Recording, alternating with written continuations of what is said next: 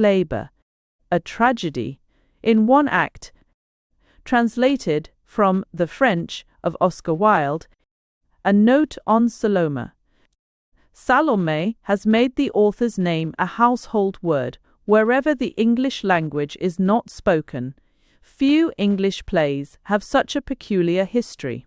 Written in French in 1892, it was in full rehearsal by Madame Bernhardt at the Palace Theatre when it was prohibited by the censor. Oscar Wilde immediately announced his intention of changing his nationality, a characteristic jest which was only taken seriously, oddly enough, in Ireland. The interference of the censor has seldom been more popular or more heartily endorsed by English critics. On its publication in book form, Salomé was greeted by a chorus of ridicule, and it may be noted in passing that at least 2 of the more violent reviews were from the pens of unsuccessful dramatists, which is embarrassing, while all those whose French never went beyond Ollendorff were glad to find in that venerable school classic an unsuspected asset in their education, a handy missile with which to pelt Salomé and its author. The correctness of the French was, of course, impugned, although the script had been passed by a distinguished French writer to whom I have heard the whole work attributed. The Times, while depreciating the drama, gave its author credit for a tour de force in being capable of writing a French play for Madame Bernhardt, and this drew from him the following letter. The Times, Thursday, March 2, 1893, A. Thé 4. Thé. Mr. Oscar Wilde, on Salomé. To the Editor of the Times. Sir, my attention has been drawn to a review of Salomé, which was published in your columns last week. The opinions of English critics on a French work of mine have, of course, little, if any, interest for me. I write simply to ask you to allow me to correct a misstatement that appears in the review in question. The fact that the greatest tragic actress of any stage now living saw in my play such beauty that she was anxious to produce it, to take herself the part of the heroine, to lend to the entire poem the glamour of her personality, and to my prose the music of her flute-like voice.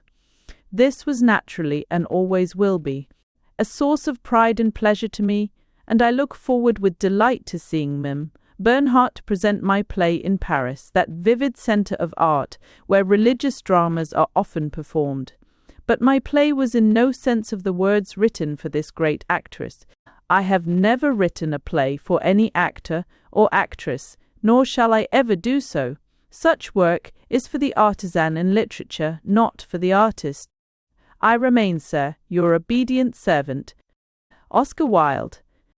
When Salomé was translated into English by Lord Alfred Douglas, the illustrator, Aubrey Beardsley, shared some of the obloquy heaped on Wilde. It is interesting that he should have found inspiration for his finest work in a play he never admired, and by a writer he cordially disliked. The motives are, of course, made to his hand, and never was there a more suitable material for that odd, tangent art, in which there are no tactile values. The amusing caricatures of Wilde, which appear in the frontispiece, Enter Herodias and the Eyes of Heroda, are the only pieces of vraisemblance in these exquisite designs. The colophon is a real masterpiece and a witty criticism of the play as well. On the production of Salomé by the New Stage Club in May 1905, 1/3, the dramatic critics again expressed themselves vehemently, vociferating their regrets that the play had been dragged from its obscurity. The obscure drama, however, had become for 5 years past part of the literature of Europe.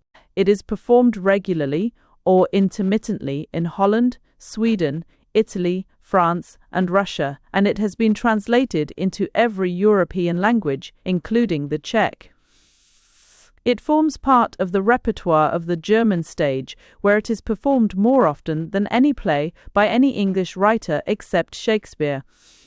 and it rom, things and a rees and a one, owing perhaps to what I must call its obscure popularity in the continental theatres. Dr. Coe.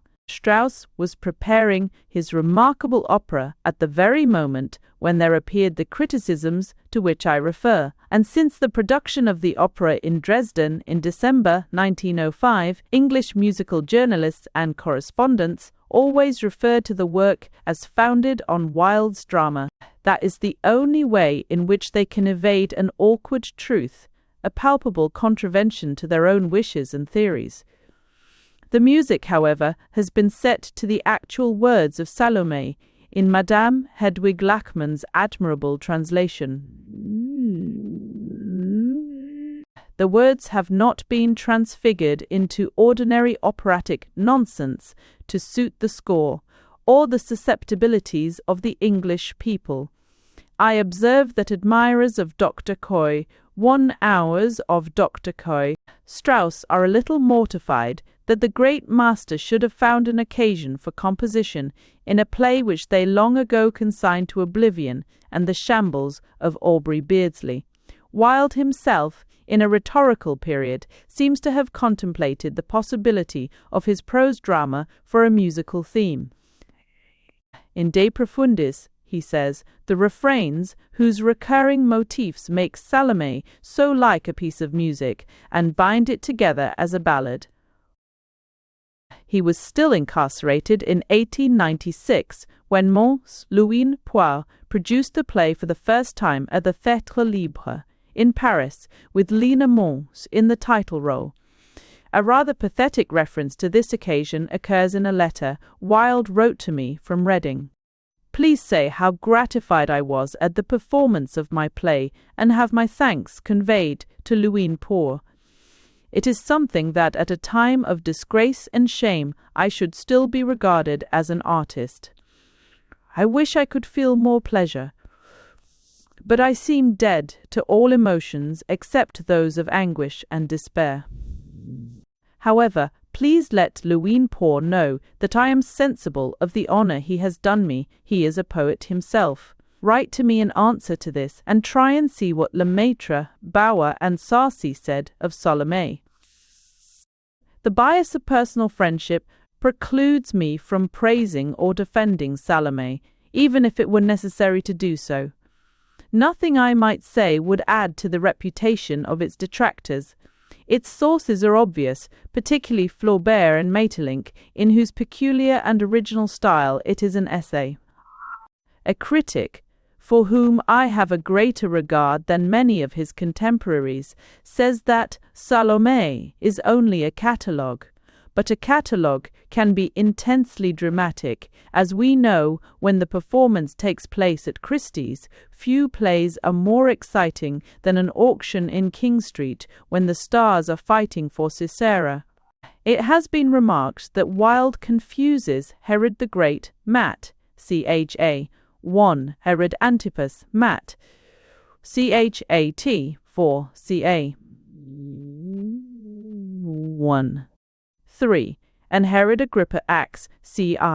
But the confusion is intentional, as in medieval mystery, plays Herod is taken for a type, not an historical character, and the criticism is about as valuable as that of people who laboriously point out the anachronisms in Beardsley's designs. With reference to the charge of plagiarism brought against Salomé and its author, I venture to mention a personal recollection. Wilde complained to me one day that someone in a well-known novel had stolen an idea of his. I pleaded in defense of the culprit that Wilde himself was a fearless literary thief. "My dear fellow," he said with his usual drawling emphasis, "when I see a monstrous tulip with 4 wonderful petals in someone else's garden, I am impelled to grow a monstrous tulip with 5 wonderful petals, but that is no reason why someone should grow a tulip with only 3 petals." Robert Ross. 1. A more recent performance of Salomé, 1906, by the Literary Theatre Club has again produced an ebullition of rancour and deliberate misrepresentation on the part of the dramatic critics, the majority of whom are anxious to parade their ignorance of the continental stage. The production was remarkable on account of the beautiful dresses and mounting, for which Mr. Charles Ricketts was responsible, and the marvellous impersonation of Herod by Mr. Robert Farquharson. Wilde used to say that Salomé was a mirror in which everyone could see himself. The artist, art, the dull, dullness, the vulgar, vulgarity. List of the pictures by Aubrey Beardsley. 1. The Woman in the Moon. 2. Title page. 3. Cover design. 4. List of the pictures. 5. The Peacock Skirt. 6. The Black Cape. 7. A Platonic Lament. 8. John and Salomé. 9. Enter Herodias. 10. The Eyes of Herod. 11. The Stomach Dance. 12. The Toilette of Salomé. 1. Cast of the performance of Salomé, represented in England for the first time. New Stage Club. Users Salomé by Oscar Wilde. May 10th and 13th, 1905. A young Syrian captain, Mr. Herbert Alexander. Page of Herodias, Mrs. Gwendolen Bishop. First soldier, Mr. Charles G. Second soldier, Mr. Ralph de Rohan. Cappadocian, Mr. Charles Dalman. Mr. Charles Dalman.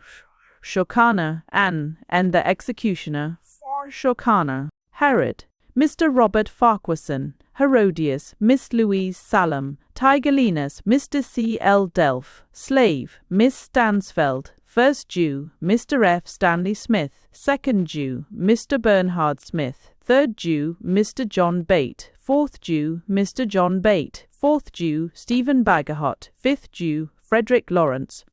Scene, the Great Terrace, outside the palace. Aside the palace. Scene, as a great terrace in the palace of Herod, set above the banqueting hall. Some soldiers are leaning over the balcony. To the right there is a gigantic staircase. To the left, at the back, an old cistern surrounded by a wall of green bronze, moonlight.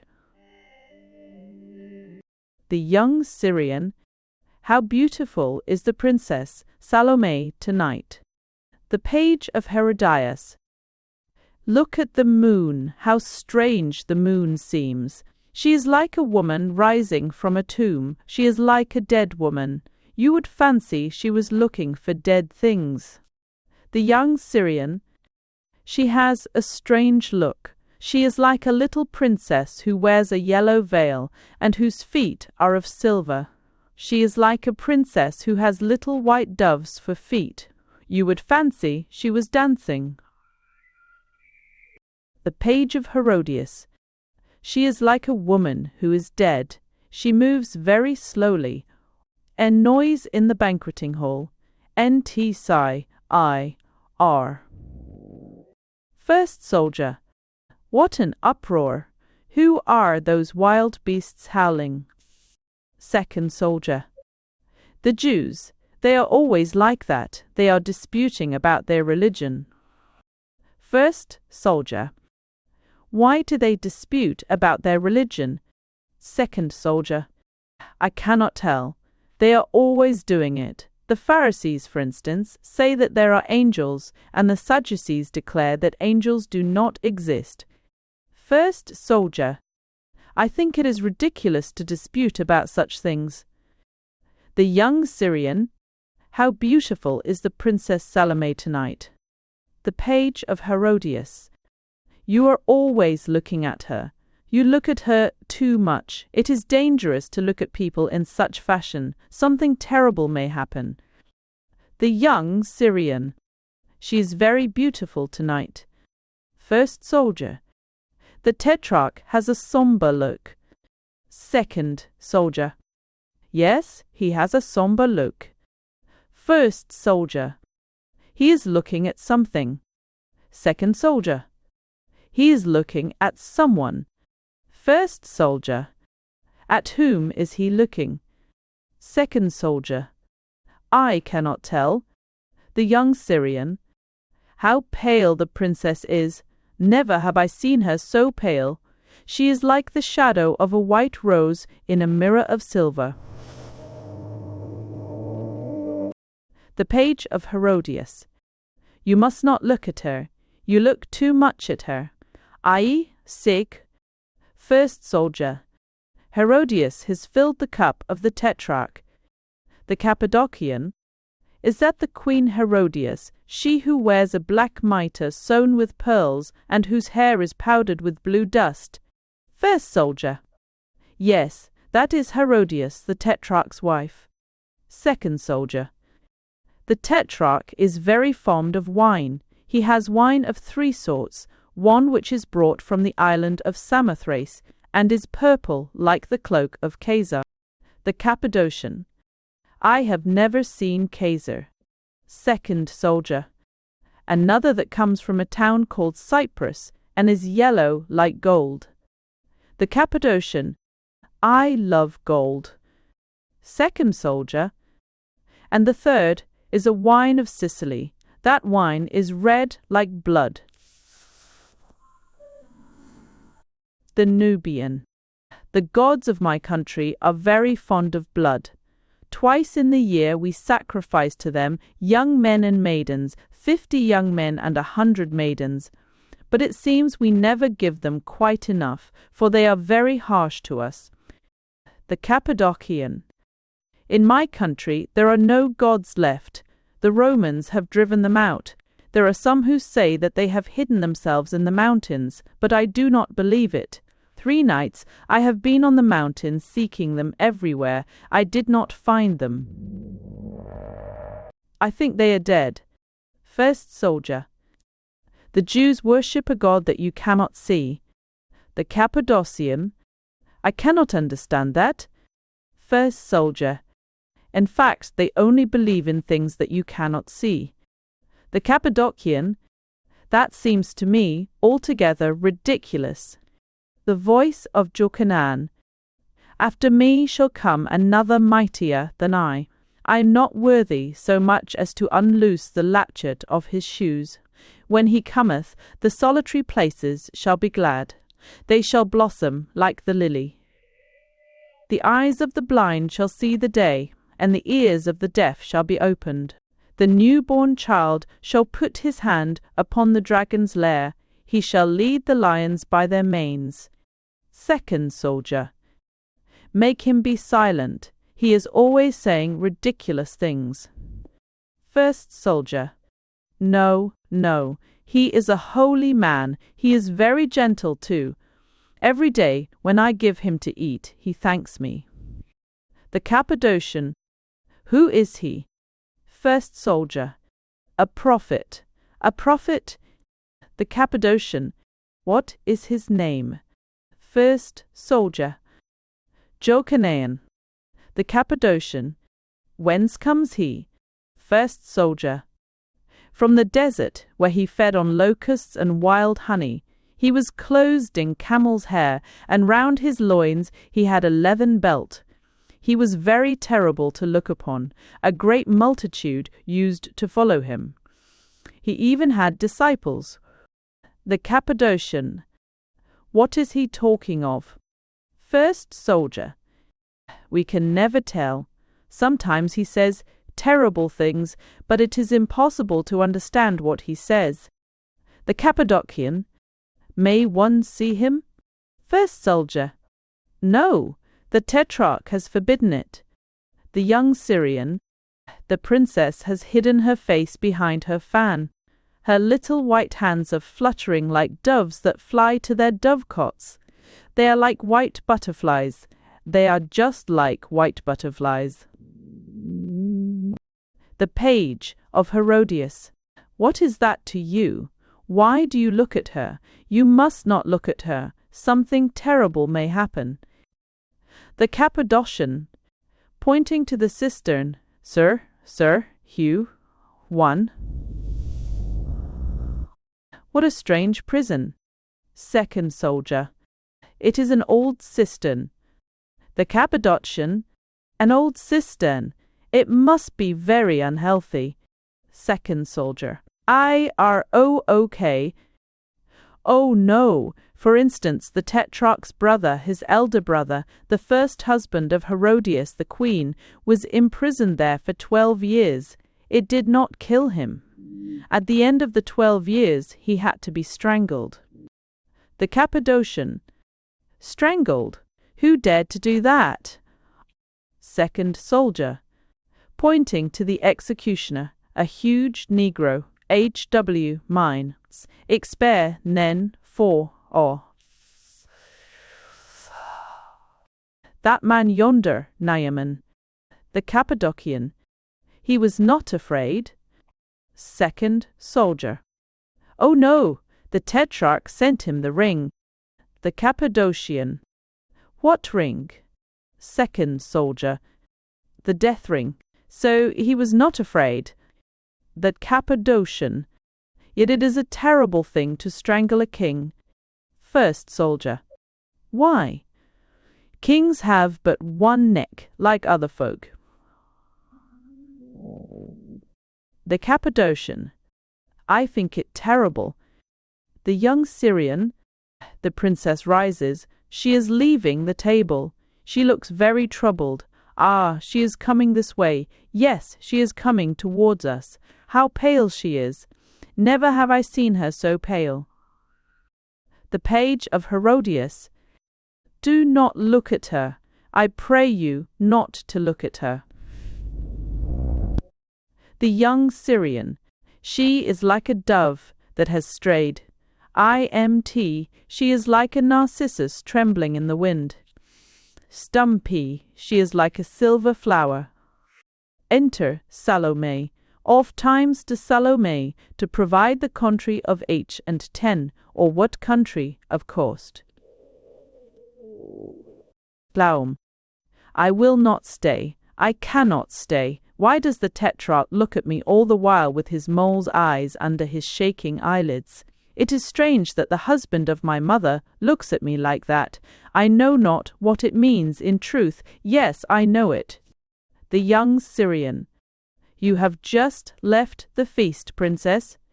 Salomé. How sweet the air is here.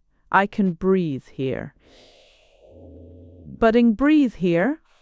Within there are Jews from Jerusalem who are tearing each other in pieces over their foolish ceremonies, and barbarians who drink and spill their wine on the pavement, and Greeks from Smyrna with painted eyes and painted cheeks, and frizzed hair curled in twisted coils, and silent, subtle Egyptians, with long nails of jade and russet cloaks, and Romans brutal and coarse with their uncouth jargon. Ah, how I loathe the Romans! They are rough and common, and they give themselves the airs of noble lords. The young Syrian. Will you be seated, princess? The page of Herodias. Why do you speak to her? Why do you look at her? Oh, something terrible will happen. Lo. How good to see the moon! She is like a little piece of money, you would think. She was a little silver flower. The moon is cold and chaste. I am sure she is a virgin. She has a virgin's beauty. Yes, she is a virgin. She has never defiled herself. She has never abandoned herself to men, like the other goddesses. The voice of Jochanan. The Lord hath come. The Son of Man hath come. The centaurs have hidden themselves in the rivers, and the sirens have left the rivers, and are lying beneath the leaves of the forest. Salomé. Who was that who cried out?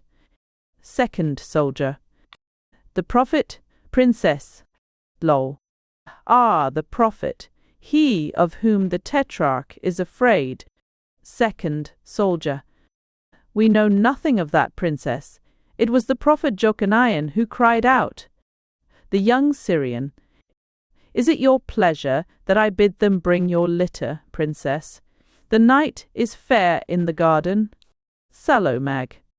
He says terrible things about my mother, does he not? Second soldier. We never understand what he says, princess.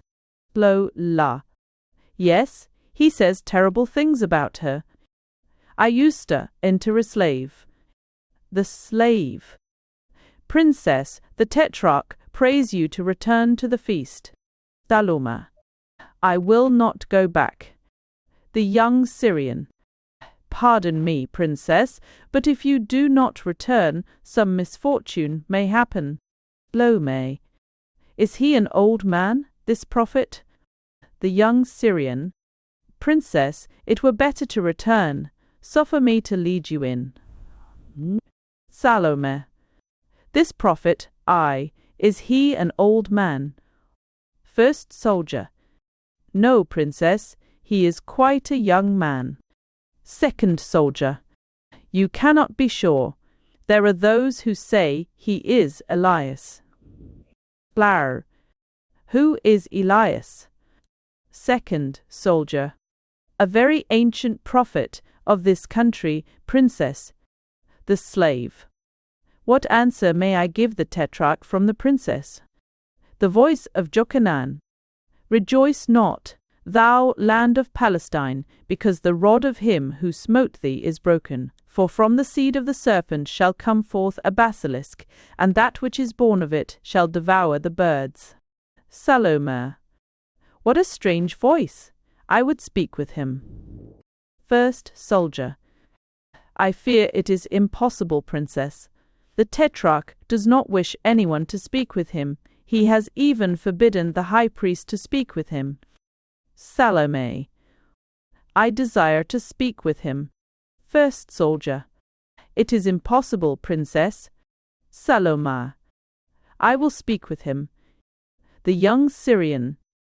Would it not be better to return to the banquet? Salomé. Bring forth this prophet. Exit the slave. Some 4. First soldier. And she, too. We dare not, princess. Afraid. Approaching the cistern, and looking down into it. Into it, minus as money, and trash. How black it is down there! It must be terrible to be in so black a pit. It is like a tomb. I.W. Second soldier. Princess, I beg you do not require this of us. Salomé. You keep me waiting. First soldier. Princess, our lives belong to you, but we cannot do what you have asked of us. And indeed, it is not of us that you should ask this thing. Salomé. Looking at the young Syrian. Excess to one a miracle ender. The page of Herodias. Oh, what is going to happen? I am sure that some misfortune will happen. Sallos. The going up to the young Syrian. You will do this tiling for me, will you not, Naboth? You will do this thing for me. I have always been kind to you. You will do it for me. I would. But look at this strange prophet. Men have talked so much of him. Often have I heard the tetrarch talk of him. I think the tetrarch is afraid of him. Are you, even you, also afraid of him, Naboth? The young Syrian. I fear him not, princess. There is no man I fear. But the tetrarch has formally forbidden that any man should raise the cover of this well. You will do this thing for me, Naboth, and tomorrow, when I pass in my litter beneath the gateway of the idol sellers, I will let fall for you a little flower, a little green flower. The young Syrian. Princess, I cannot. Salomé. Smiling, that 4 into 5 sprayed. You will do this thing for me, Naboth. You know that you will do this thing for me, and tomorrow when I pass in my litter by the bridge of the idol buyers, I will look at you through the muslin veils. I will look at you, Naboth. It may be I will smile at you. Look at me, Naboth. Look at me. You know that you will do what I ask of you. You know it well. I know that you will do this thing. The young Syrian, signing to the third soldier, IDSS, let the prophet come forth, or SNTU, the Princess Salomé desires to see him. Salomé. Ah.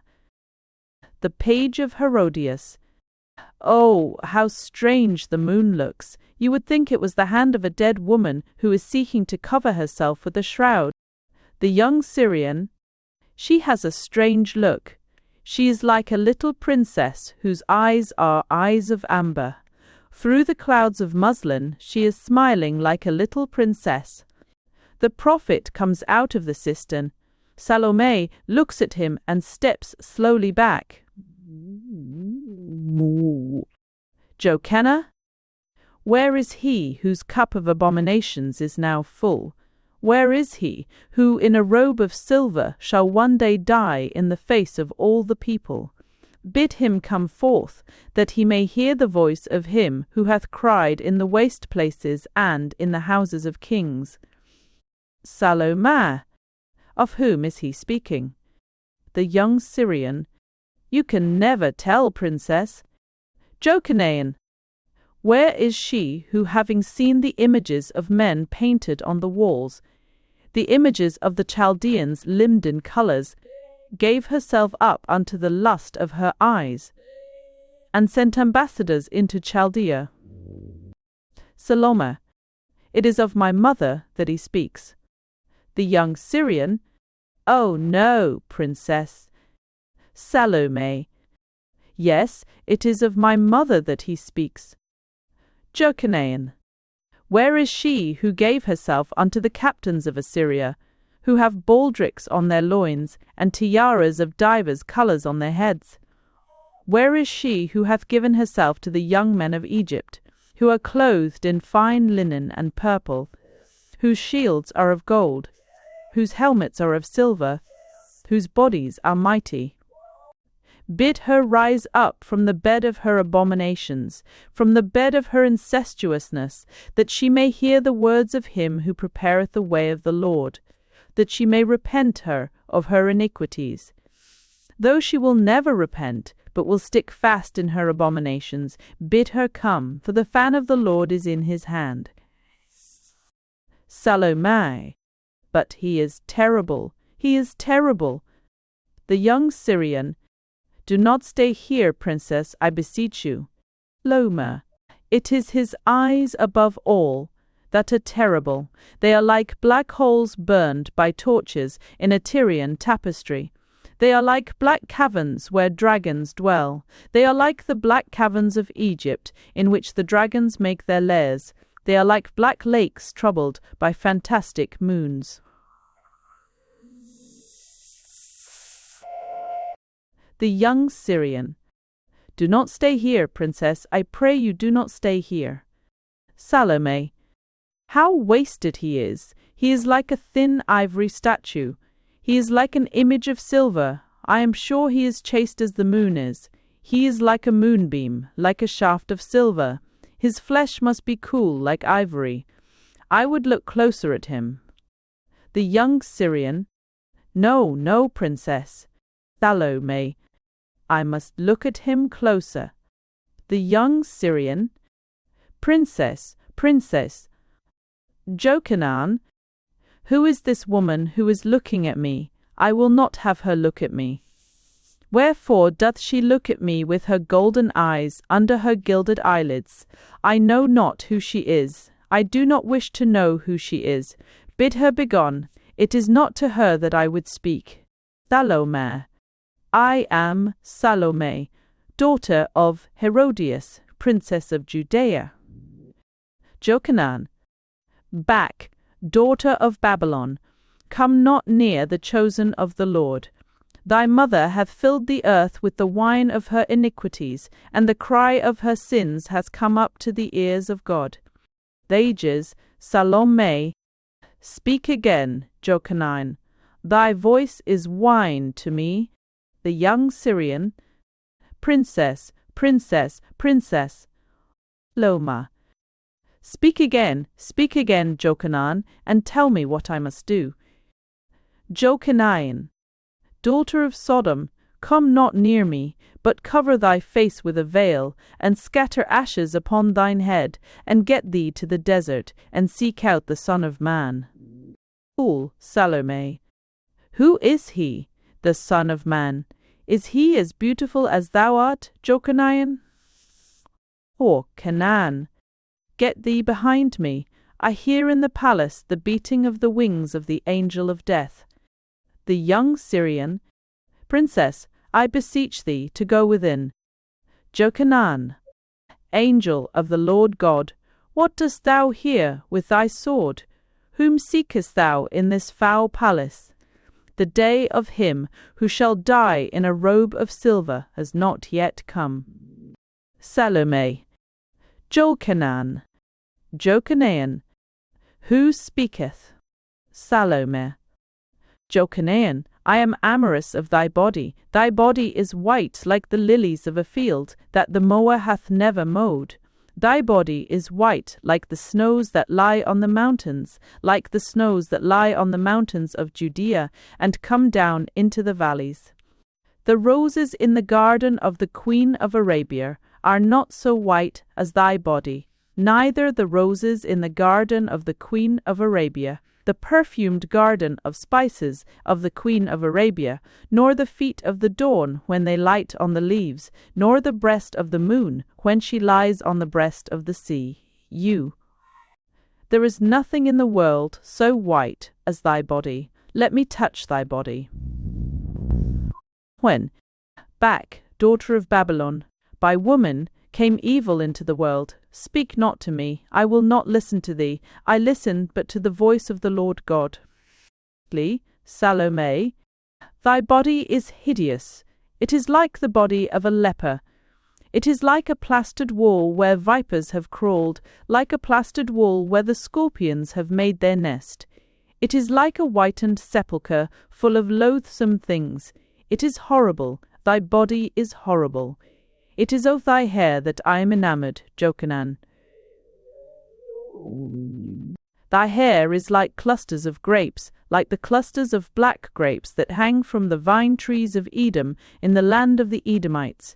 Thy hair is like the cedars of Lebanon, like the great cedars of Lebanon that give their shade to the lions and to the robbers who would hide themselves by day. The long black nights, when the moon hides her face, when the stars are afraid, are not so black.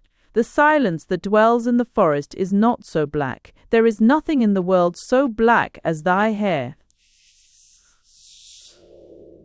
Let me touch thy hair, Jochanan. Back, daughter of Sodom, touch me not. Profane not the temple of the Lord God. Thy hair is horrible. It is covered with mire and dust. It is like a crown of thorns which they have placed on thy forehead. It is like a knot of black serpents writhing round thy neck. I love not thy hair. It is thy mouth that I desire, Jochanan. Thy mouth is like a band of scarlet on a tower of ivory. It is like a pomegranate cut with a knife of ivory. The pomegranate flowers that blossom in the gardens of Tyre and are redder than roses are not so red. The red blasts of trumpets that herald the approach of kings and make afraid the enemy are not so red. Thy mouth is redder than the feet of those who tread the wine in the winepress. Thy mouth is redder than the feet of the doves who haunt the temples and are fed by the priests. It is redder than the feet of him who cometh from a forest where he hath slain a lion and seen gilded tigers. Thy mouth is like a branch of coral that fishers have found in the twilight of the sea, the coral that they keep for the kings. It is like the vermilion that the Moabites find in the mines of Moab, eventilium that the kings take from them. It is like the bow of the king of the Persians that is painted with vermilion and is tipped with coral. There is nothing in the world so red as thy mouth. Let me kiss thy mouth. Jochanan. Never, daughter of Babylon, daughter of Sodom, Never. Salomé.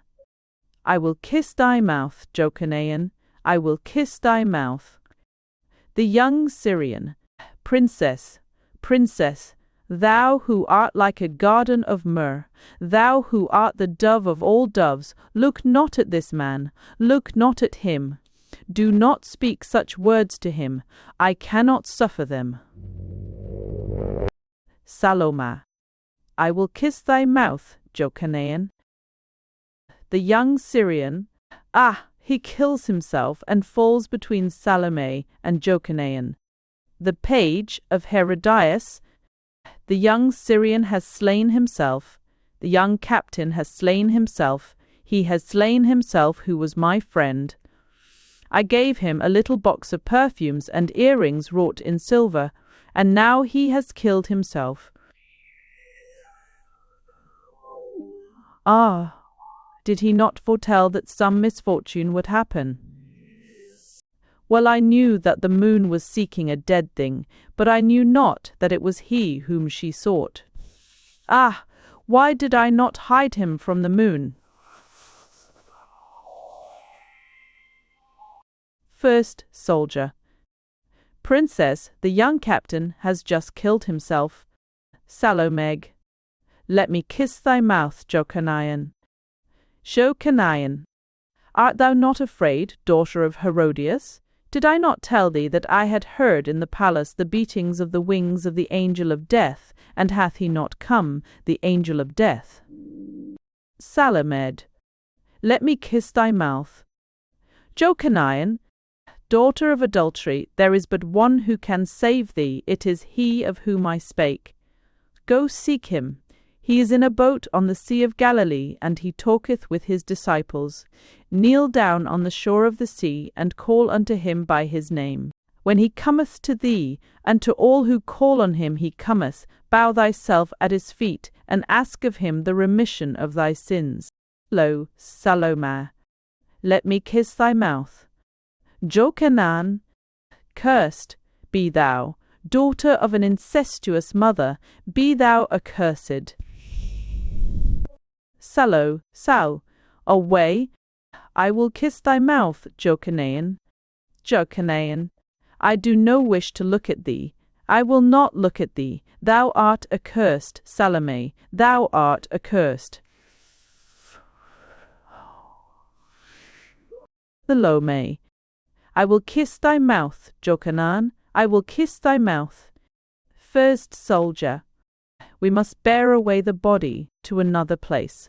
The tetrarch does not care to see dead bodies, save the bodies of those whom he himself has slain. Oh, the page of Herodias.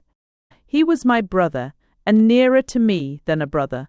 I gave him a little box full of perfumes, and a ring of agate that he wore always on his hand.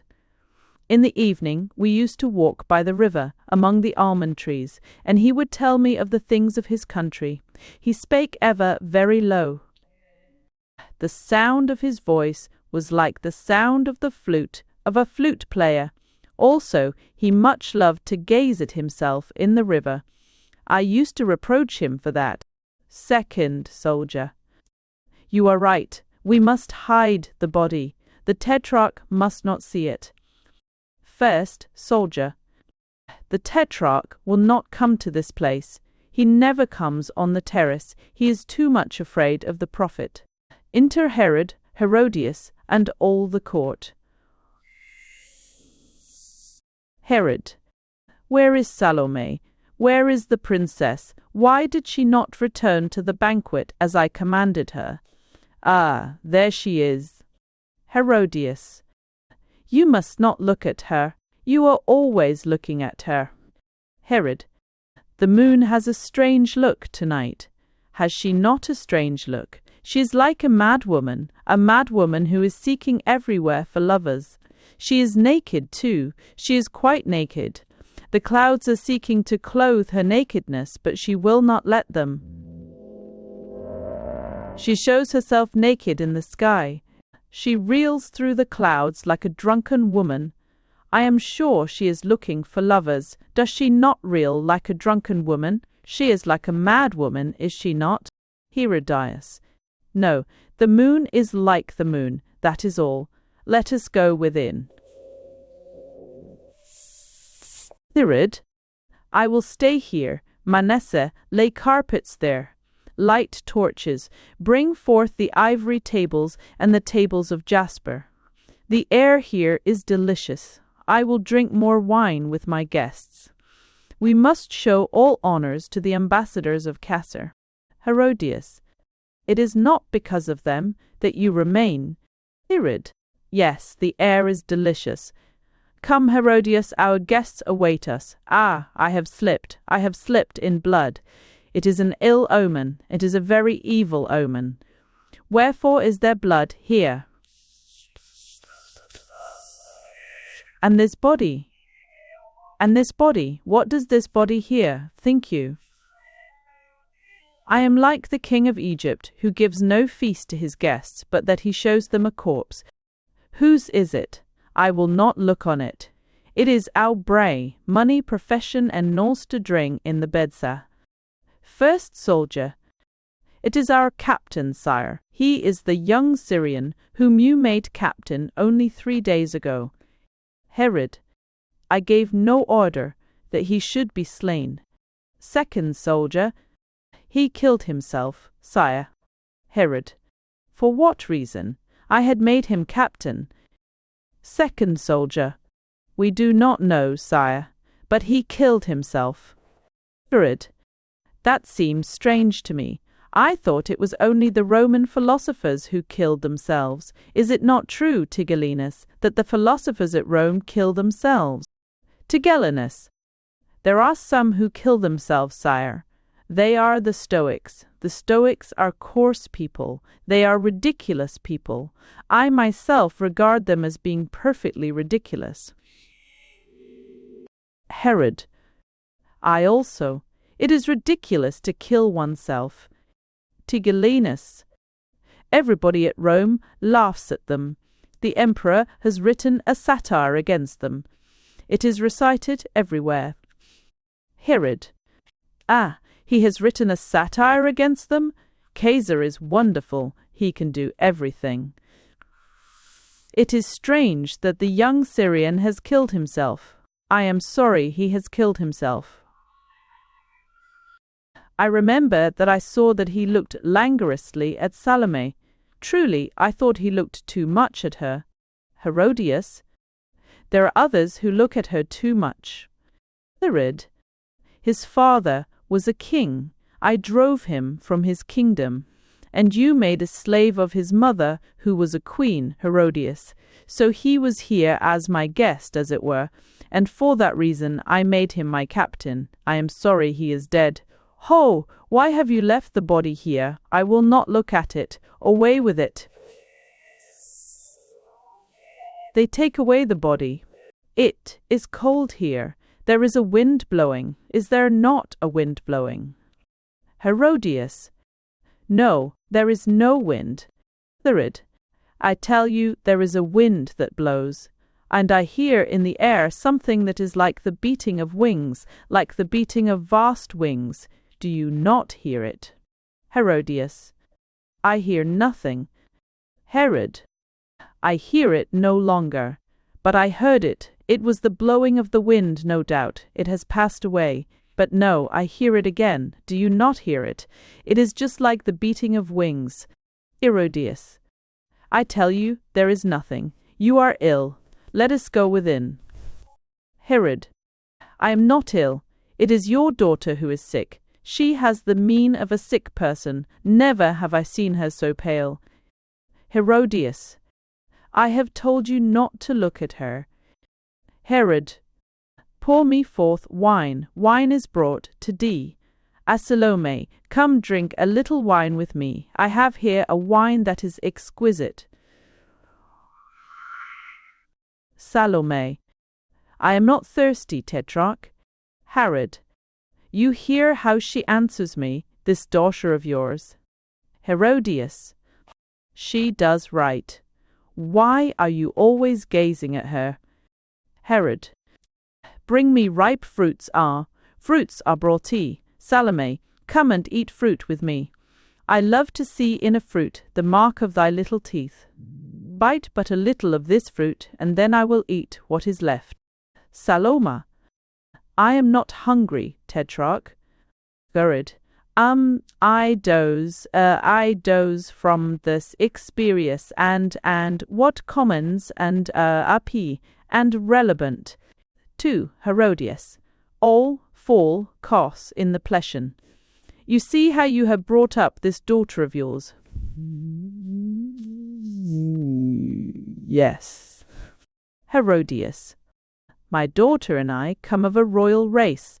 As for thee, thy father was a camel driver, he was also a robber. Herod. Thou liest. Herodias. Thou knowest well that it is true. Herod. Salomé, come and sit next to me. I will give thee the throne of thy mother. Salome. I am not tired, Tetrarch. Herodias. You see what she thinks of you. Herod. Bring me. What is it that I desire? I forget. I remember. The voice of Jokanawan. Lo, the time is come. That which I foretold has come to pass, saith the Lord God. Lo, the day of which I spoke. Herodias. Bid him be silent. I will not listen to his voice. This man is forever vomiting insults against me. Herod. He has said nothing against you. Besides, he is a very great prophet. Herodias. I do not believe in prophets. Can a man tell what will come to pass? No man knows it. Moreover, he is forever insulting me, but I think you are afraid of him.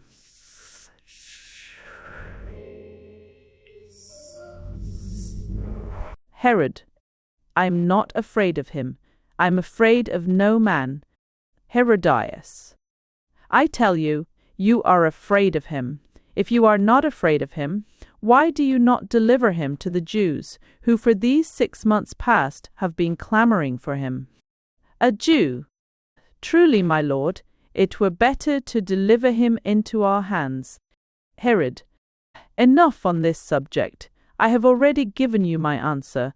I will not deliver him into your hands. He is a holy man. He is a man who has seen God. A Jew. That cannot be. There is no man who hath seen God since the prophet Elias. He is the last man who saw God. In these days God doth not show himself, he hideth himself. Therefore great evils have come upon the land. Another Jew. Verily, no man knoweth if Elias the prophet did indeed see God. Peradventure, it was but the shadow of God that he saw. A third Jew. God is at no time hidden. He showeth himself at all times and in everything. God is in what is evil, even as he is in what is good. A fourth Jew. That must not be said. It is a very dangerous doctrine. It is a doctrine that cometh from the schools at Alexandria, where men teach the philosophy of the Greeks. And the Greeks are Gentiles. They are not even circumcised. A fifth Jew. No one can tell how God worketh. His ways are very mysterious. It may be that the things which we call evil are good, and that the things which we call good are evil. There is no knowledge of anything. We must needs submit to everything, for God is very strong. He breaketh in pieces the strong together with the weak, for he regardeth not any man. First Jew. Thou speakest truly. God is terrible. He breaketh the strong and the weak, as a man brays corn in a mortar. But this man hath never seen God. No man hath seen God since the prophet Elias. Herodias. And temple, here, make them be silent. They weary me. Herod. But I have heard it said that Jokanawan himself is your prophet Elias. The Jew. That cannot be. It is more than 300 years since the days of the prophet Elias. Herod. There be some who say that this man is the prophet Elias, a Nazarene. I am sure that he is the prophet Elias. The Jew, Nay, but he is not the prophet Elias. The voice of Joconiah. So the day is come, the day of the Lord, and I hear upon the mountains the feet of him who shall be the Saviour of the world. Herod. What does that mean, the Saviour of the world? Tigellinus. It is a title that Caesar takes. Herod. But Caesar is not coming into Judea. Only yesterday I received letters from Rome. They contained nothing concerning this matter. And you, Tigellinus, who were at Rome during the winter, you heard nothing concerning this matter, did you? Everywhere, and Caballinus. Sire, I heard nothing concerning the matter. I was explaining the title. It is one of Caesar's titles. Herod. But Caesar cannot come. He is too gouty. They say that his feet are like the feet of an elephant. Also, there are reasons of state. He who leaves Rome loses Rome. He will not come. Howbeit, Caesar is Lord. He will come if he wishes.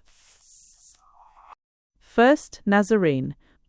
It was not concerning Caesar that the prophet spake these words. Sire. Herod. Not of Caesar. First Nazarene. No, sire. Herod. Concerning whom, then, did he speak? First Nazarene. Concerning Messias who has come. A Jew. Messiah hath not come. First Nazarene. He hath come, and everywhere he worketh miracles. Herodias ho. Ho, miracles. I do not believe in miracles. I have seen too many. To the page, my fan. My fan. First Nazarene. This man worketh true miracles. Thus, at a marriage which took place in a little town of Galilee, a town of some importance, he changed water into wine. Certain persons who were present related it to me. Also he healed 2 lepers that were seated before the gate of Capernaum, simply by touching them. Second Nazarene. Nay, it was blind men he healed at Capernaum. First Nazarene. Nay, they were lepers. But he hath healed blind people also, and he was seen on a mountain talking with angels. A Sadducee. Angels do not exist. A Pharisee. Angels exist, but I do not believe that this man has talked with them. First Nazarene. He was seen by a great multitude of people talking with angels. A Sadducee. Not with angels. Herodias. How these men weary me. They are ridiculous, so to the page. Well, my fan, the page gives her the fan. So too, sost, thost. You have a dreamer's look, you must not dream. Sost. It is only sick people who dream. First, show, say, stost, I, sext, and I, though. Second Nazarene. There is also the miracle of the daughter of Jairus. First Nazarene. Yes, that is sure. No man can gainsay it. Herodias. These men are mad. They have looked too long on the moon. Command them to be silent. Herod. What is this miracle of the daughter of Jairus? First Nazarene. The daughter of Jairus was dead. He raised her from the dead. Herod. He raises the dead? First Nazarene. Yea, sire, he raiseth the dead. Herod. I do not wish him to do that. I forbid him to do that. I allow no man to raise the dead. This man must be found and told that I forbid him to raise the dead. Where is this man at present? Second Nazarene. He is in every place, my lord, but it is hard to find him. First Nazarene. It is said that he is now in Samaria, a Jew. It is easy to see that this is not Messiah if he is in Samaria. It is not to the Samaritans that Messiah shall come. The Samaritans are accursed. They bring no offerings to the temple. Second Nazarene. He left Samaria a few days since. I think that at the present moment he is in the neighborhood of Jerusalem. First Nazarene. No, he's not there. I have just come from Jerusalem. For 2 months they have had no tidings of him. Herod. No matter, but let them find him, and tell him from me, I will not allow him to raise the dead, to change water into wine, to heal the lepers and the blind.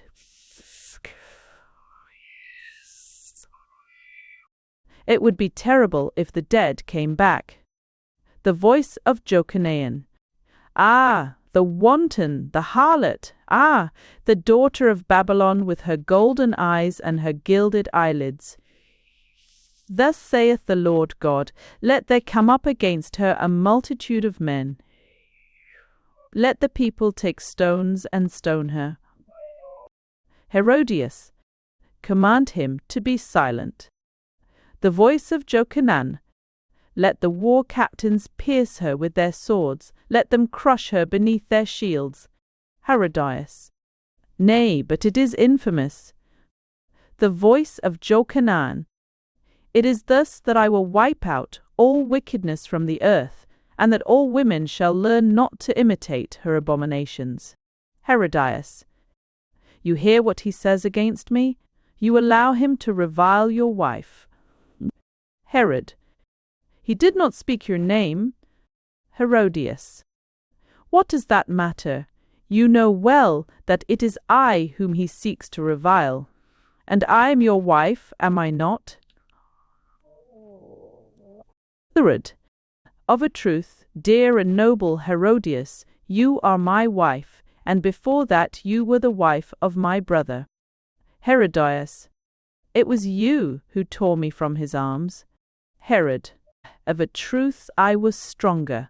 Offle, mind thee, but let us not talk of that matter. I do not desire to talk of it. It is the cause of the terrible words that the prophet has spoken. Peradventure on account of it a misfortune will come. Let us not speak of this matter. Noble Herodias, we are not mindful of our guests, so. Fill thou my cup, my well-beloved. Fill with wine the great goblets of silver and the great goblets of glass. I will drink to Caesar. There are Romans here. We must drink to Caesar. All, and there.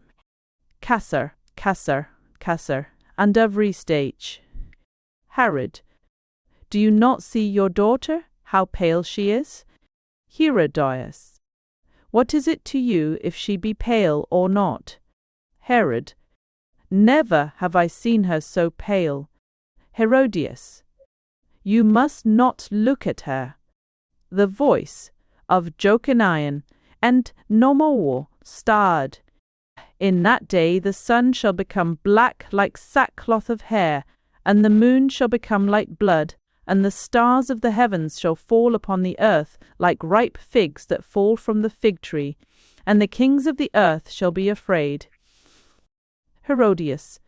I should like to see that day of which he speaks, when the moon shall become like blood, and when the stars shall fall upon the earth like ripe figs. This prophet talks like a drunken man. Herod. I will not. I cannot understand what it is that he saith, but it may be an omen. Oben 2. Herodias. And Sidgeri, and honest. I do not believe in omens. He speaks like a drunken man. Herod. It may be. He is drunk with the wine of God. Herodias. What wine is that? The wine of God. From what vineyards is it gathered? In what winepress may one find it? Herod. From this point He looks all the while at Salomé. All mate Faiz. Tigellinus, when you were at Rome of late, did the emperor speak with you on the subject of? Tigellinus. On what subject, sire? Herod. On what subject? Ah, I asked you a question, did I not? I have forgotten what I would have asked you. Herodias. You are looking again at my daughter. You must not look at her. I have already said so. Herod. You say nothing else. Herodias. I say it again. Herod. And that restoration of the temple about which they have talked so much, will anything be done? They say the veil of the sanctuary has disappeared, do they not? Herodias. It was thyself didst steal it. Thou speakest at random. I will not stay here. Let us go within. Herod. Herod, with a minute and days of few inches carried, where the dem becosted in the morning, and most of conversations. Dance for me, Salomé. ID Salomé. Herodias. I will not have her dance. Ya, Azalama. I have no desire to dance, Tetrarch. Herod.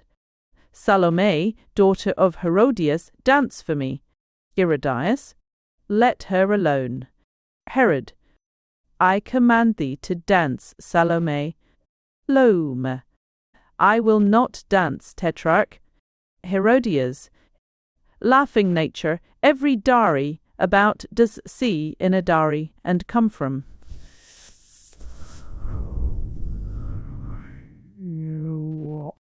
You see how she obeys you. Herod. What is it to me whether she dance or not? It is naught to me. Tonight I am happy. I am exceeding happy. Never have I been so happy. First soldier. The Tetrarch has a sombre look. Has he not a sombre look? Second soldier. Yes, he has a sombre look. Herod. Wherefore should I not be happy? Caesar, who is Lord of the world, who is Lord of all things, loves me well. He has just sent me most precious gifts. Also he has promised me to summon to Rome the king of Cappadocia, who is my enemy. It may be that at Rome he will crucify him, for he is able to do all things that he wishes. Verily Caesar is Lord. Thus you see, I have a right to be happy. Indeed, I am happy. I have never been so happy. There is nothing in the world that can mar my happiness. The voice of Jochanaean. He shall be seated on this throne. He shall be clothed in scarlet and purple. In his hand he shall bear a golden cup full of his blasphemies, and the angel of the Lord shall smite him. He shall be eaten of worms. Herodias. You hear what he says about you. He says that you will be eaten of worms. Third. It is not of me that he speaks. He speaks never against me. It is of the king of Cappadocia that he speaks, the king of Cappadocia, who is mine enemy. It is he who shall be eaten of worms. It is not I. Never has he spoken word against me, this prophet, save that I sinned in taking to wife the wife of my brother. It may be he is right, for of a truth you are sterile. Herodotus. I am sterile, I. You say that, you that are ever looking at my daughter, you that would have her dance for your pleasure? It is absurd to say that. I have borne a child. You have gotten no child, no, not even from one of your slaves.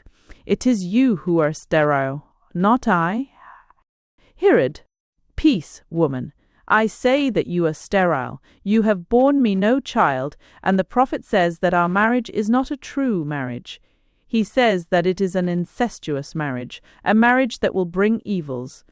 I fear he is right. I am sure that he is right, but it is not the moment to speak of such things. I would be happy at this moment, Of a truth, I am happy, there is nothing I lack. Herodias. I am glad you are of so fair a humour tonight. It is not your custom. But it is late, let us go within. Do not forget that we hunt at sunrise. All honours must be shown to Caesar's ambassadors, must they not? Second soldier. What a sombre look the Tetrarch wears. First soldier. Yes, he wears a sombre look. Herod. Salomé, Salomé, dance for me. I pray thee dance for me. I am sad tonight. Yes, I am passing sad tonight. When I came hither I slipped in blood, which is an evil omen, and I am sure I heard in the air, a beating of wings, a beating of giant wings. I cannot tell what they mean. Ethnite. Dance for me, Salomé, I beseech you. If you dance for me, you may ask of me what you will, and I will give it you, even unto the half of my kingdom.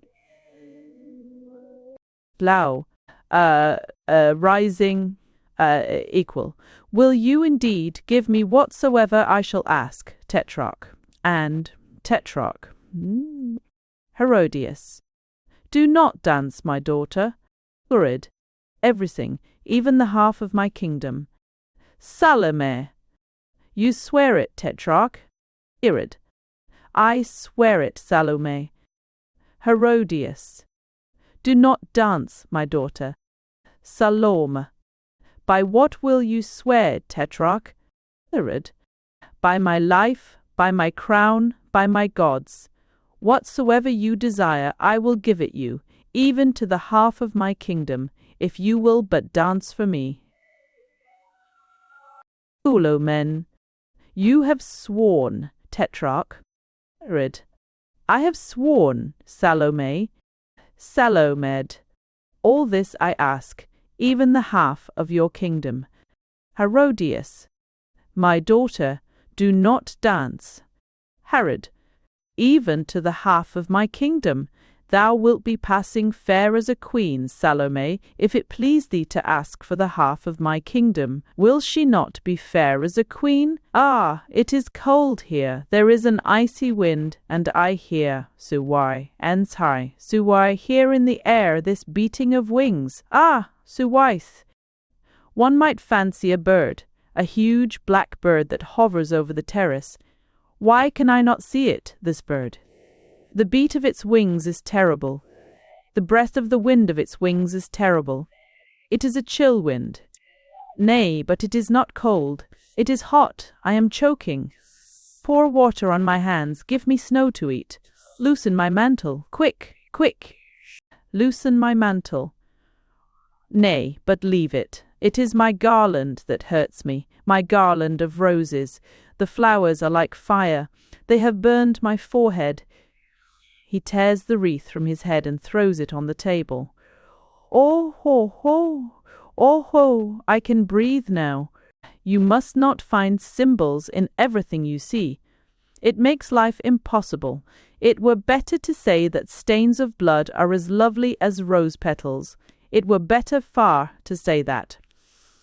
Number 2. But we will not speak of this. Now I am happy. I am passing happy. Have I not the right to be happy?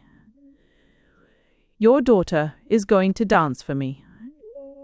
Will you not dance for me, Salomé? You have promised to dance for me. Herodias. I will not have her dance. Salo. I will dance for you, Tetrarch. Herod. You hear what your daughter says. She is going to dance for me. You do well to dance for me, Salomé. And when you have danced for me, forget not to ask of me whatsoever you wish. Whatsoever you wish, I will give it you, even to the half of my kingdom. I have sworn it, have I not? Salomé, Salomé. You have sworn it, Tetrarch. Herod. And I have never broken my word. I am not of those who break their oaths. I know not how to lie.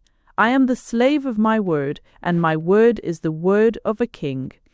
The king of Cappadocia always lies, but he is no true king. He is a coward.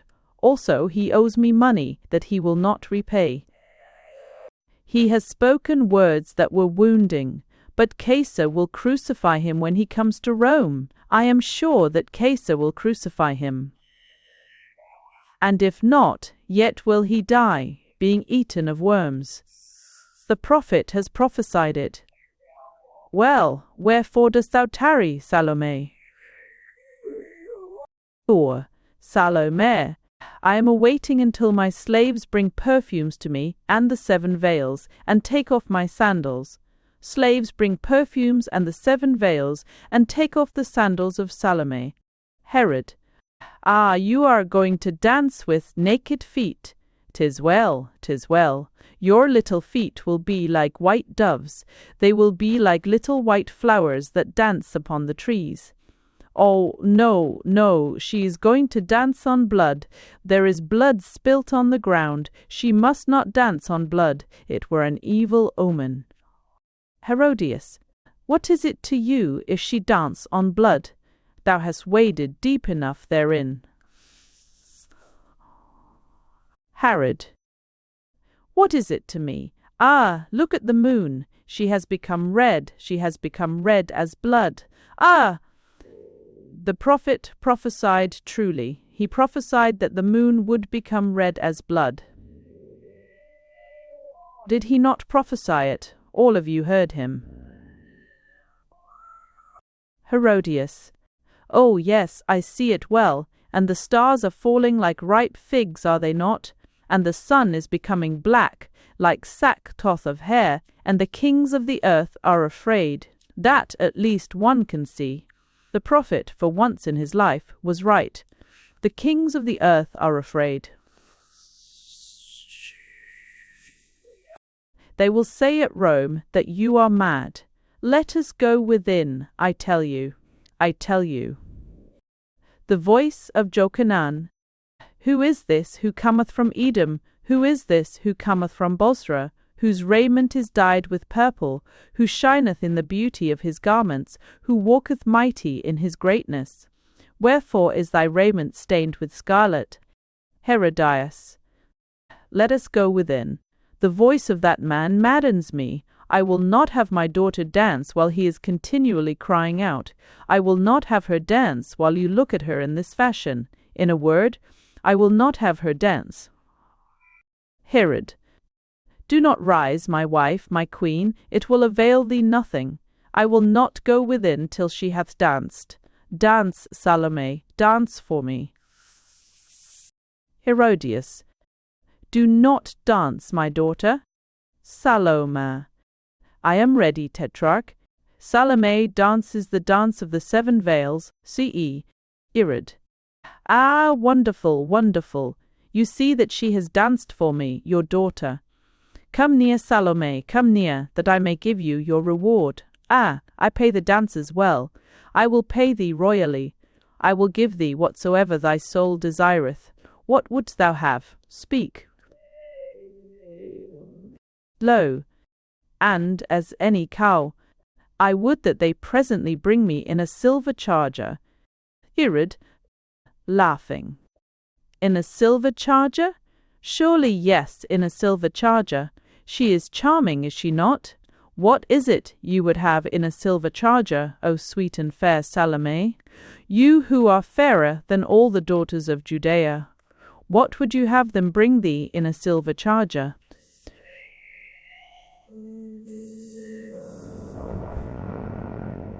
My treasures belong to thee. What is it, Salome? Salome may bring people one to valet. The head of Jochanan, Herodias. Ah, that is well said, my daughter. Herod, Yari, Herodias. That is well said, my daughter. Herod, no, no, Salome. You do not ask me that. Do not listen to your mother's voice. She is ever giving you evil counsel. Do not heed her. Salome, I do not heed my mother. It is for mine own pleasure that I ask the head of Jochanan in a silver charger. You hath sworn, Herod. Forget not that you have sworn an oath. Herod, I know it. I have sworn by my gods, I know it well. But I pray you, Salomé, ask of me something else. Ask of me the half of my kingdom, and I will give it you. But ask not of me what you have asked. Lo, I ask of you the head of Jochanaan. Herod. No, no, I do not wish it. Ooh. You have sworn, Herod. Herodias. Yes, you have sworn. Everybody heard you. You swore it before everybody. Herod. Be silent. It is not to you I speak. Herodias. My daughter has done well to ask the head of Jochanaan. He has covered me with insults. He has said monstrous things against me. One can see that she loves her mother well. Do not yield, my daughter. He has sworn, he has sworn. Herod. Be silent, speak not to me. The East Cain. IW1, Salomé. Be reasonable. I have never been hard to you. I have ever loved you. It may be that I have loved you too much. Therefore ask not this thing of me. This is a terrible thing, an awful thing to ask of me. Surely I think thou art jesting. The head of a man that is cut from his body is ill to look upon, is it not? It is not meet that the eyes of a virgin should look upon such a thing. What pleasure could you have in it? None. If you look through this emerald, you can see things which happen at a great distance. Caesar himself carries such an emerald when he goes to the circus. But my emerald is larger. I know well that it is larger. It is the largest emerald in the whole world. You would like that, would you not? Ask it of me, and I will give it you. Sallo, sir. I demand the head of Jochanaan. Herod. You are not listening. You are not listening. Suffer me to speak, Salomé, Salomé. Salomé. The head of Jochanaan. Herod. No, no, you would not have that. You say that to trouble me, because I have looked at you all this evening. It is true, I have looked at you all this evening. Your beauty troubled me. Your beauty has grievously troubled me, and I have looked at you too much. But I will look at you no more. Neither at things nor at people should one look. Only in mirrors should one look, for mirrors do but show us masks. Oh, oh, bring wine, I thirst. Aitsi my May, Salomé, let us be friends. Come now.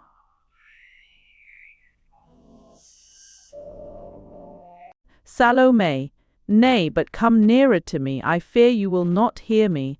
Salomé, you know my white peacocks, my beautiful white peacocks, that walk in the garden between the myrtles and the tall cypress trees.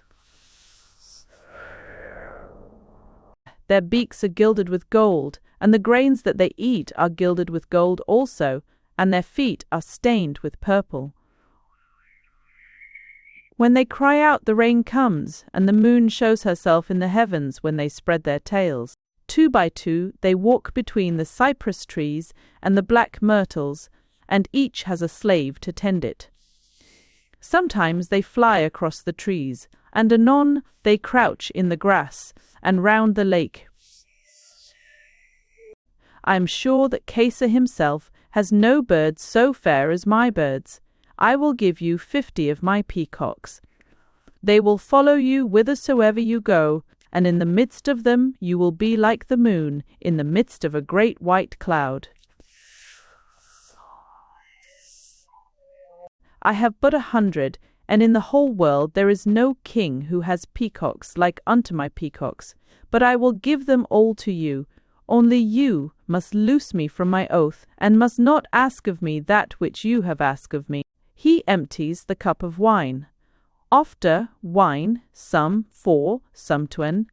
Salomag. Give me the head of Jochanaan. Herodias. Well said, my daughter. As for you, you are ridiculous with your peacocks. Herod. Be silent. You cry out always. You cry out like a beast of prey. You must not. Your voice wearies me.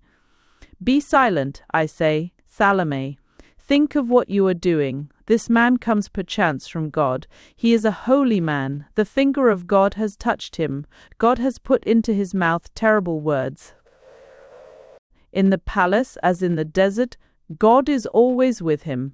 At least it is possible. One does not know. It is possible that God is for him and with him. Furthermore, if he died, some misfortune might happen to me. In any case, he said that the day he dies, a misfortune will happen to someone.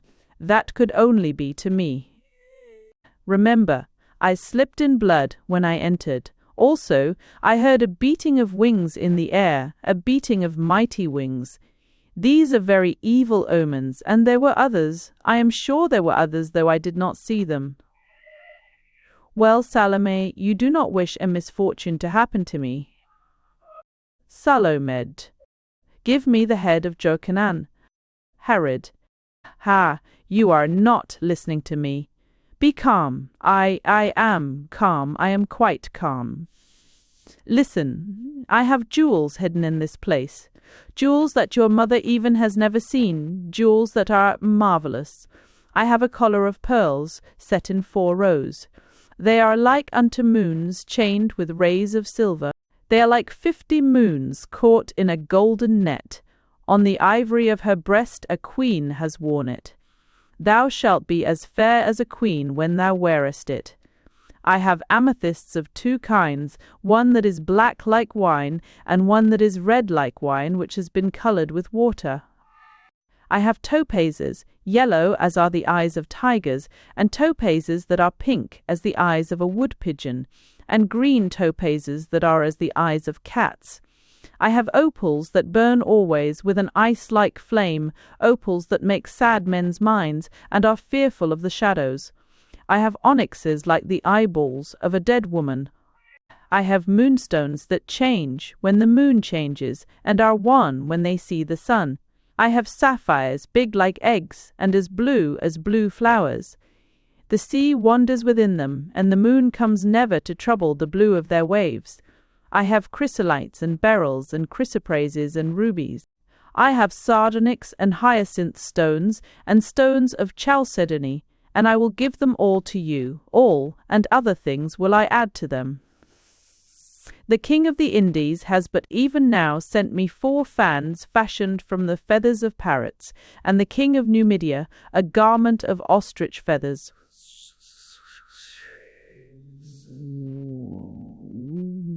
I have a crystal, into which it is not lawful for a woman to look, nor may young men behold it, until they have been beaten with rods.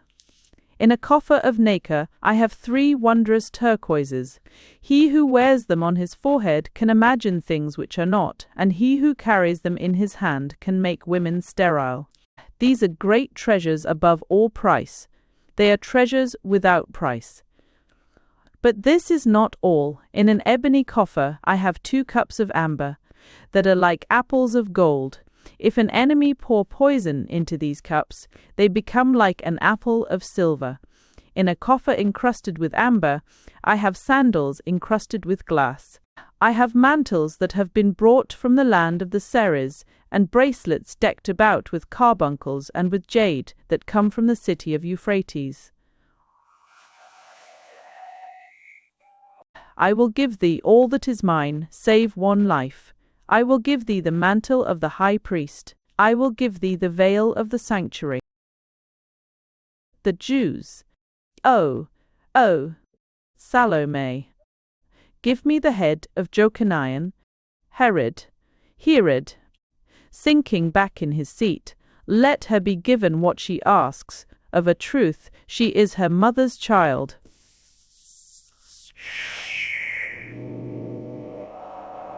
Alet's truth, she is her mother's child.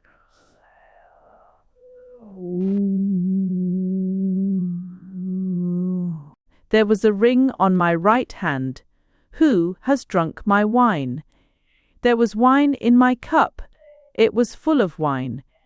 Someone has drunk it. Oh, surely some evil will befall someone. The executioner goes down into the cistern. If they keep it not, it is terrible, and if they keep it, it is terrible also. Well, oh, Herodias, my daughter has done well. Herod, I am sure that some misfortune will happen. Salomé, she leans over the cistern and listens. There is no sound. I hear nothing. Why does he not cry out, this man? Ah, if any man sought to kill me, I would cry out, I would struggle, I would not suffer. Istasi, strike, strike, Naaman, strike, I tell you.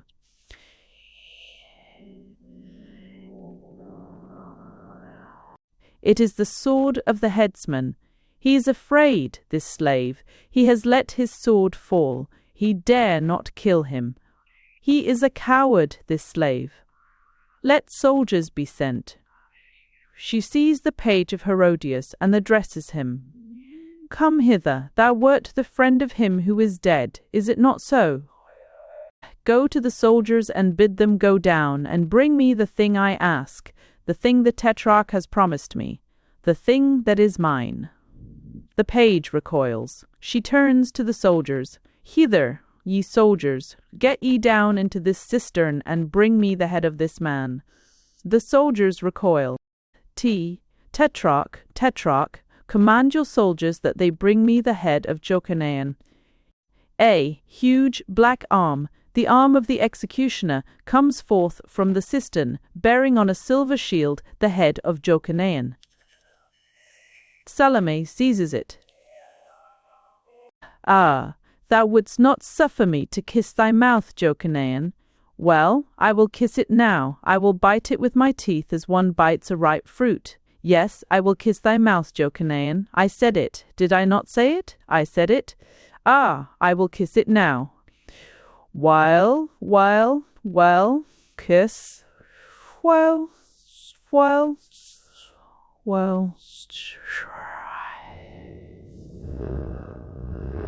Thine eyes that were so terrible, so full of rage and scorn, are shut now. Wherefore are they shut? Open thine eyes, lift up thine eyelids, Jochanan. Wherefore dost thou not look at me? Art thou afraid of me, Jochanan, that thou wilt not look at me? And thy tongue, that was like a red snake darting poison, it moves no more. It says nothing now, Jochanan, that scarlet viper that spat its venom upon me. It is strange, is it not? How is it that the red viper stirs no longer?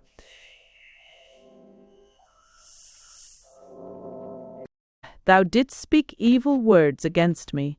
Thou didst treat me as a harlot, as a wanton, me, Salomé, daughter of Herodias, princess of Judea. Well, Jochanan, I still live, but thou art dead, and thy head belongs to me. I can do with it what I will. I can throw it to the dogs and to the birds of the air. That which the dogs leave, the birds of the air shall devour. It was a tower of silver decked with shields of ivory. There was nothing in the world so white as thy body. There was nothing in the world so black as thy hair. In the whole world there was nothing so red as thy mouth. Thy voice was a censer that scattered strange perfumes, and when I looked on thee I heard a strange music. Ah, wherefore didst thou not look at me, Jochanan? Behind thine hands and thy curses thou didst hide thy face. Thou didst put upon thine eyes the covering of him who would see his God.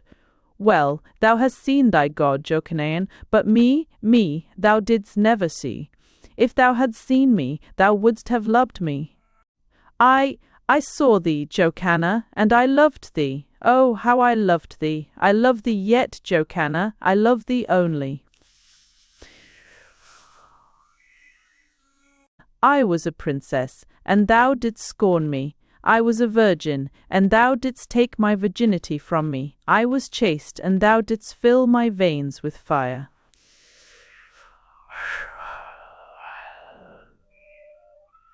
Ah!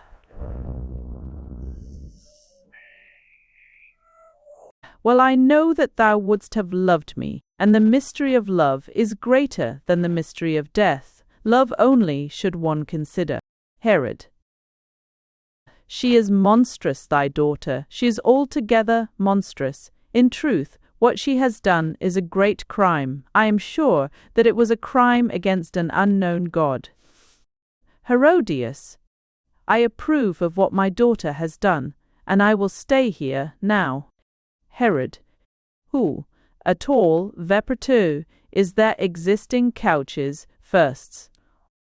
Ah, there speaks the incestuous wife. Come, I will not stay here. Come, I tell thee. Surely some terrible thing will befall. Manasseh, Issachar, Ozias, put out the torches. I will not look at things. I will not suffer things to look at me. Put out the torches, hide the moon, hide the stars. Let us hide ourselves in our palace, Herodias. I begin to be afraid. The slaves put out the torches. The stars disappear. A great black cloud crosses the moon and conceals it completely.